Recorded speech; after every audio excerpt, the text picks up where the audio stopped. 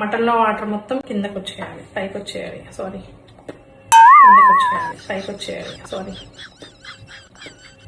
Hi friends, Sunday special mutton curry. Oil పోసుకోవాలి. చెక్క, లవంగం, దాచి ఆయిల్ కాకుండా వేసేసా. కరివేపాకు, ఆనియన్స్ వేగినాయి. ఇప్పుడు అల్లం పేస్ట్ వేసుకున్నాము. 700 grams మటన్ తీసుకున్నాను నేను. మటన్ వేసేస్తున్నాను.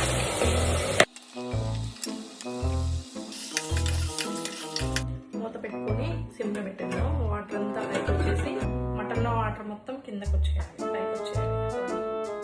కారం వేసుకున్నాను.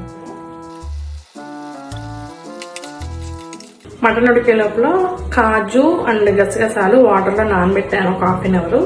దీన్ని గ్రైండ్ చేసుకున్నాం. ఇప్పుడు ధనియాలు పొడి వేద్దాము. గసగసాలు, కాజు పేస్ట్. ఇది బాగా ఉడికి ఆయిల్ పైకి రావాలి. అప్పుడే మనం మళ్ళీ కొంచెం వాటర్ పోసుకొని విజిల్ పెట్టుకోవాలి. ఆయిల్ వచ్చేసింది పైకి. వాటర్ పోసుకుంటాం.